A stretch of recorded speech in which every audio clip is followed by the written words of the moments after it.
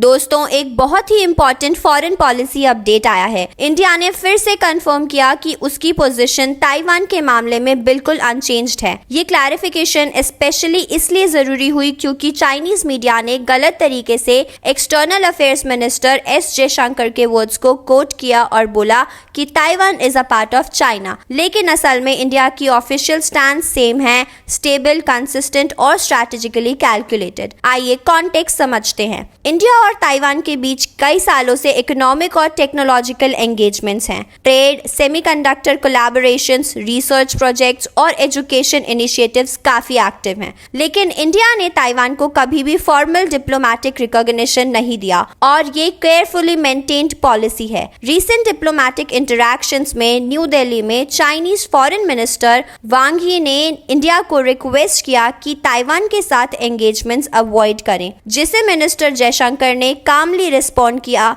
कि चाइना खुद ताइवान के साथ इकोनॉमिक, कल्चरल और टेक्नोलॉजिकल इंटरैक्शंस रखता है। ये डिप्लोमेटिक नुआंस दिखाता है कि जियोपॉलिटिक्स सिर्फ एक स्टेटमेंट नहीं, स्ट्रैटेजी से डिफाइन होता है। अगर हम हिस्टोरिकल पर्सपेक्टिव देखें तो इंडिया ने 2011 के बाद अपने ऑफिशियल डॉक्यूमेंट्स और स्टेटमेंट से वन चाइना पॉलिसी का एक्सप्लिसिट रेफरेंस हटा दिया था। ये डिसीजन डायरेक्टली लिंक था चाइना के एक्शन से, जैसे staple visas to residents of Arunachal Pradesh and Jammu Kashmir. ये एक क्लियर सिग्नल था कि इंडिया अपनी सोवर्निटी और टेरिटोरियल इंटेग्रिटी के इश्यूज पर फर्म है, लेकिन स्ट्रैटेजिक एम्बिग्विटी मेंटेन करता है। अगर ग्लोबल कंपैरिजंस की बात करें तो यूएस और जापान ओपनली ताइवान के साथ एंगेज करते हैं, लेकिन उनकी पॉलिसीज में भी फॉर्मल रिकॉग्निशन नहीं है। यूरोप के कंट्रीज भी सिमिलर अप्रोच फॉलो करते हैं, ट्रेड और टेक कोऑपरेशन, लेकिन नो फॉर्मल रिकॉग्निशन। इंडिया का स्टैंड ग्लोबल स्ट्रैटेजिक नॉर्म्स के साथ लार्जली अलाइंड है, लेकिन अपनी रीजनल सिक्योरिटी और डोमेस्टिक कॉन्टेक्स्ट को ध्यान में रखते हुए।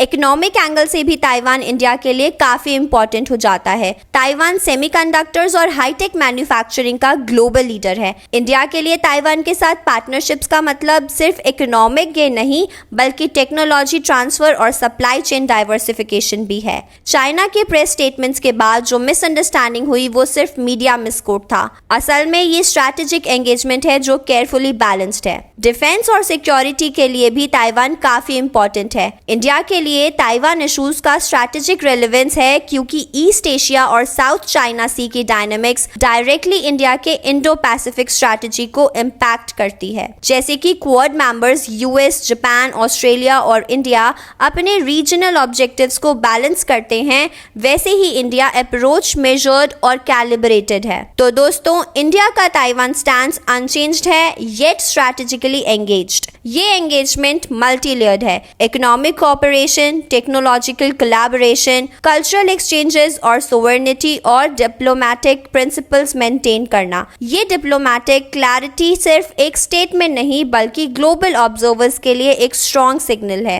इंडिया अपने फॉरेन पॉलिसी डिसीजंस में कंसिस्टेंट है, कैलकुलेटेड है और ग्लोबल नॉर्म्स के साथ अलाइंड है, लेकिन फिर भी अपने रीजनल इंटरेस्ट को कंप्रोमाइज नहीं करता। दोस्तों, थिंक इंडिया इफ के साथ बने रहिए जियोपॉलिटिकल एनालिसिस, स्ट्रैटेजिक अपडेट्स और इन डेप्थ साइट्स के लिए। Like, share and subscribe.